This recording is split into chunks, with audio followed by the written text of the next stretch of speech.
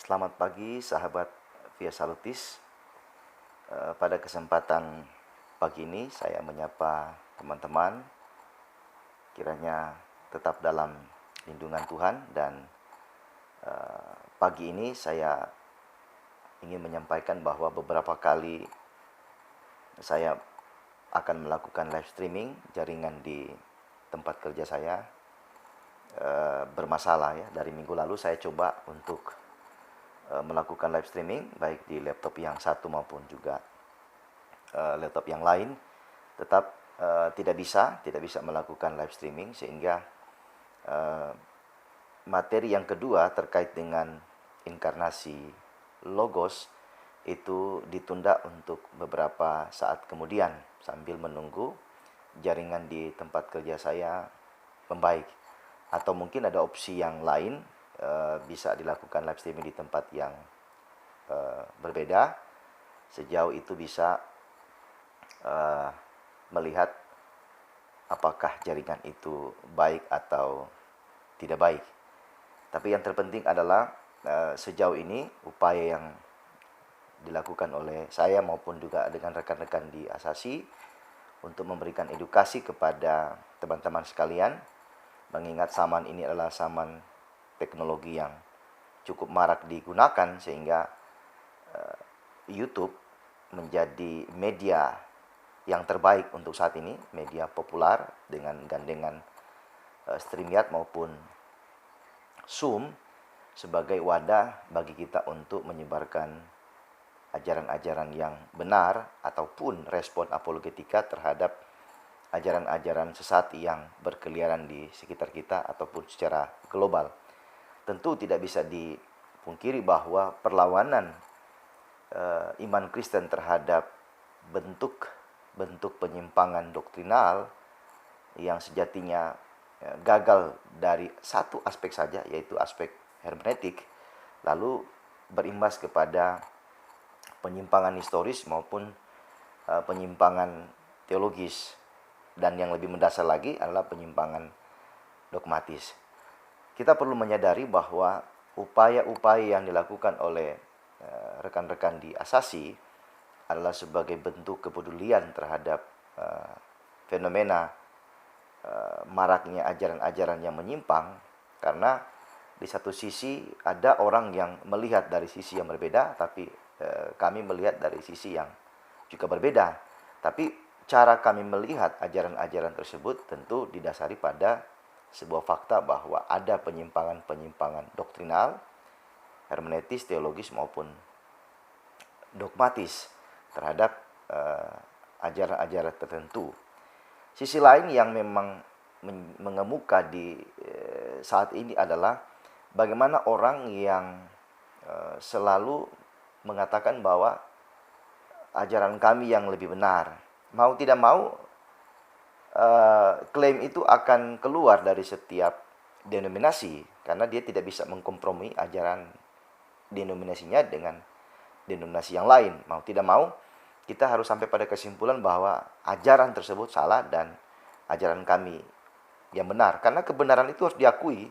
Kebenaran itu bukan menyeruak lalu kemudian kompromi dengan ajaran lain karena dirasa itu seorang sahabat kita yang mengemukakan ajaran itu. Tetapi sejatinya prinsip kebenaran itu harus diakui dan dinyatakan benar. Bukan karena aliran kami yang lebih benar. Persoalan benar itu memang terkesan subjektif. Tapi kalau memang itu benar-benar, ya harus dikatakan benar. Tidak boleh kita mengatakan, oh di kami juga ada yang benar. Ya itu juga mungkin benar.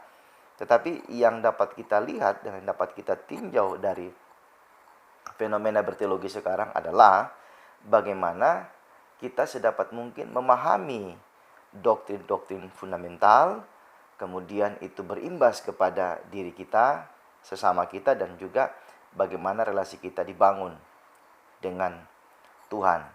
Problem-problem yang mengemuka saat ini adalah misalnya doktrin Trinitas, keilahian Kristus, ataupun doktrin Roh Kudus yang menuai kontroversi pro dan kontra.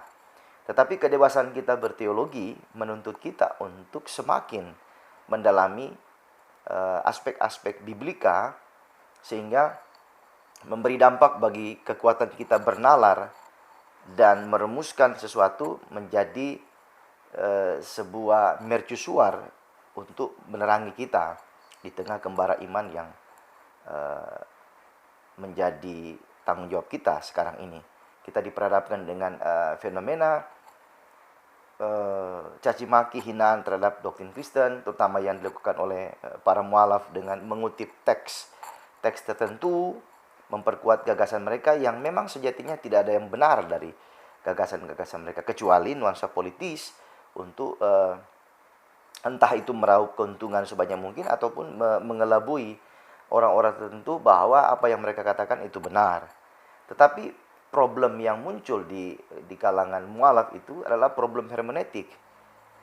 Kalau di problem itu salah, maka jangan berharap kita akan mendapatkan sebuah konstruksi teologis yang kredibel, yang solid, ataupun yang mengandung dogmatis, historis maupun teologis. Sama sekali kita tidak bisa temukan, kecuali permainan-permainan lidah yang diatur sedemikian rupa untuk membuktikan bahwa satu, Alkitab orang Kristen sudah dipalsukan. Yang kedua, melegitimasi bahwa nabi tertentu ada dalam kitab suci. Yang ketiga, bahwa iman orang Kristen itu salah sepanjang sejarah. Tapi kita lah, kita melihat itu sebagai sebuah bukan kritikan, tapi sebuah lelucon yang muncul di tengah jalan. Tetapi sejatinya kita pun juga dituntut untuk mendalami ajaran-ajaran fundamental iman Kristen yang tujuannya adalah memberikan respons apologetik terhadap celoteh-celoteh jalanan yang muncul, entah dari situs mana, entah dari YouTube yang mana. Itulah tanggung jawab kita untuk meresponi berbagai klaim-klaim miring. Ada satu buku yang ditulis oleh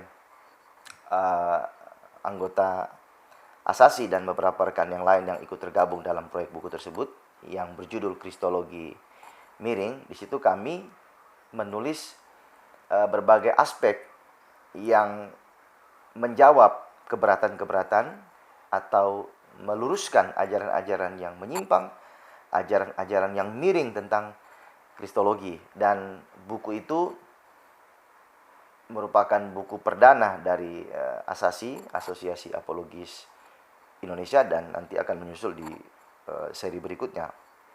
Mungkin kajiannya bisa kristologi, bisa aspek-aspek lain yang mengemuka di dalam doktrin Kristen. Semoga teman-teman bisa tetap semangat dalam mengabarkan kabar baik, dalam menyuarakan kebenaran. Apapun pendapat-pendapat orang yang melemahkan, yang bertujuan melemahkan semangat kita, tidak perlu anggaplah itu sebagai angin lalu, tapi juga bisa dianggap sebagai pendorong bagi kita untuk semakin mencintai Tuhan, mencintai kebenaran, dan tetap setia kepada kebenaran yang sesuai dengan prinsip-prinsip kitab suci. Kiranya Tuhan Yesus memberkati. Di lain kesempatan saya dan juga bersama rekan Asasi akan melakukan edukasi via live streaming di StreamYard agar teman-teman juga bisa mendapatkan pengetahuan. Kita berbagi ilmu, berbagi pengetahuan, berbagi pengalaman, dan kehidupan rohani kita menjadi semakin kuat, dan Tuhan Yesus tetap menyertai kita senantiasa. Salam baik dari Via Salutis. Tuhan Yesus memberkati. Shalom.